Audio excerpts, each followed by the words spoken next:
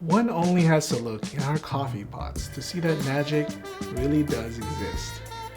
How can something so innocuous and so small so completely change your state of being, transforming us from sluggish, sleepy zombies to a focused ball of kinetic energy? But like so many forms of magic, there is a price to pay. While it can help bring us into higher levels of attention and productivity, it can also lead to moodiness, anxiety, as well as a slew of other potential health issues. Most notably though, it can make us dependent on it to keep our energy levels up instead of utilizing more sustainable methods such as exercise and, let's face it, increase sleep. In this video, I'm going to be going over how I'm changing the way that I use caffeine to help me on my journey to better health. I'll talk about what caffeine is, its benefits, its pitfalls, as well as show you how I'm using it on my journey. Oh, and stick around till the end to see how I make my special Haste Potion that I'm using to replace my daily latte.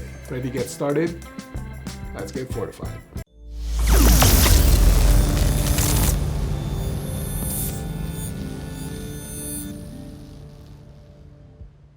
Welcome, adventurer. If you don't know me, my name is Dr. Salvador Abiera, and I'm a physical therapist and artificer here at Fortify Strength. Welcome to week 4 of my 6-month journey to better health. If you want to see exactly what I'm trying to do, you can click right here to see what that's all about. Today, I'm going to be talking about one of the most powerful magical substances that we have available to us, caffeine.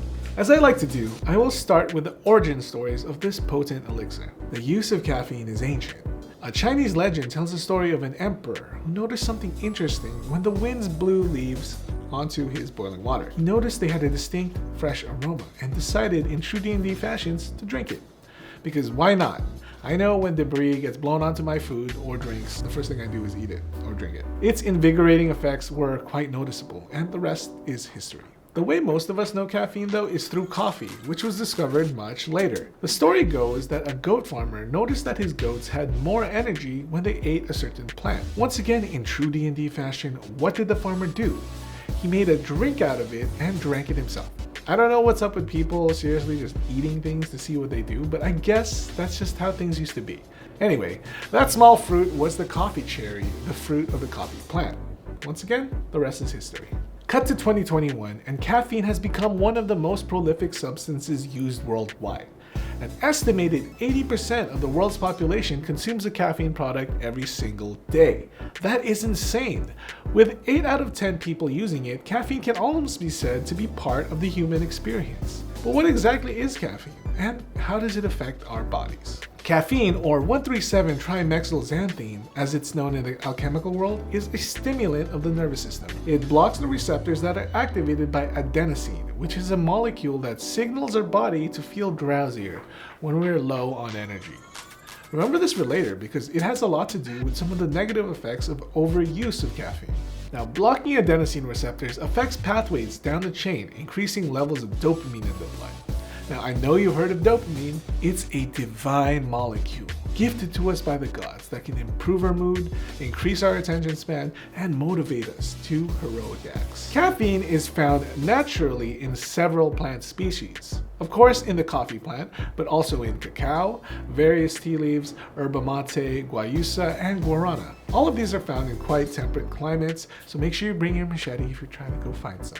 The primary means of delivery of caffeine into our systems is through beverages such as coffee, tea, soft drinks, and energy potions. I'll be showing you my favorite Haste Potion in a little bit. Now, depending on its delivery method, you're going to receive different levels of caffeine. A typical cup of coffee has around 100 to 150 milligrams of caffeine. A single espresso shot can have about the same. Tea has about 45 milligrams of caffeine for black tea and about 20 milligrams in green tea. Soft drinks like Coke have about 20 milligrams of caffeine, and things like chocolate have about 5 to 7 milligrams of caffeine.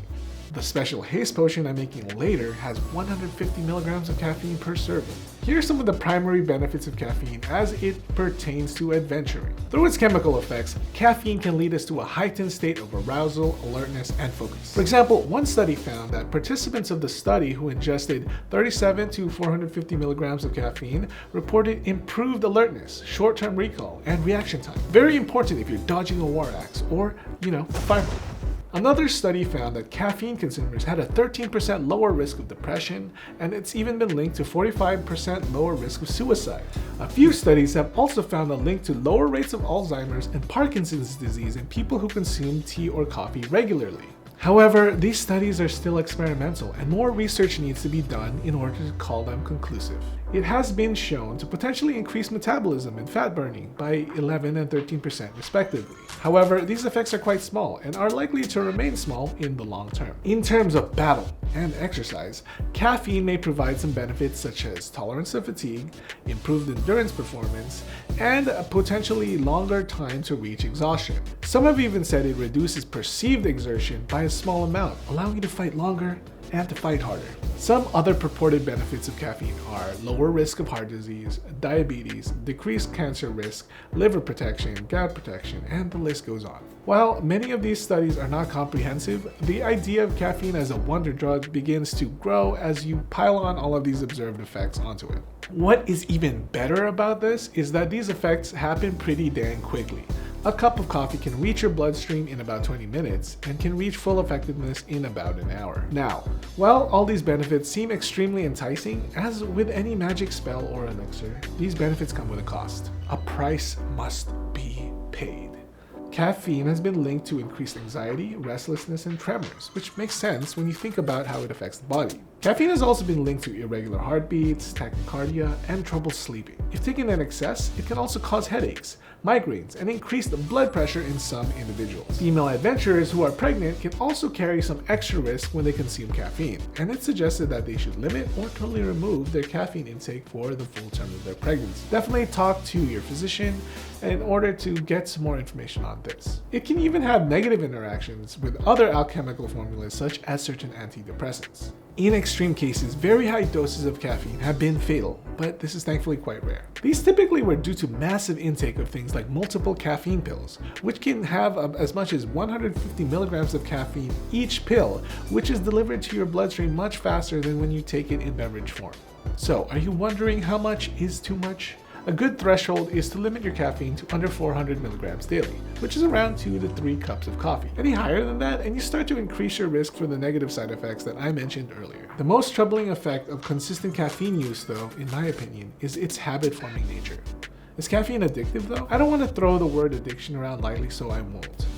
While some people experience withdrawal symptoms when they stop using caffeine, such as headaches, fatigue, and anxiety, the severity of these symptoms are not as bad as other drugs or alcohol. That is why caffeine is not considered clinically addictive. However, in my opinion, you can become dependent on it as a replacement energy source, and that's something we have to be wary about. Remember how I said that it affects adenosine? Now, adenosine creates a natural process that cues you to get rest when your body needs it. The system of checks and balances that our bodies have is truly a divine creation, and when we ignore the warning signs that are placed in that system for very good reason, negative things tend to happen. When we use something like caffeine and get pleasant benefits, we tend to want to do it again and again and again. If we do this consistently, though, we start to tune out to the very finely machined systems that occur naturally in our bodies. This can lead to us using caffeine as a crutch to get things done. Now, sometimes we need that, I get it, but we must understand what we're doing and be aware of the potential long-term negative effects that it can have on us. Sometimes our bodies need to recharge, and we need to be in tune to our body's signals that tell us when that is.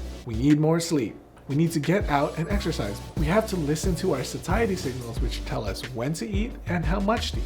We also need to drink more water. All of these things are alternative methods to increase our energy besides resorting to our magical Haste Potions. When we become dependent on caffeine for energy, we tend to neglect these other options, which can definitely have a negative long-term effect on our health. So, now that we've covered the basics about this powerful elixir, I want to share some ways I'm using it on my road to better health.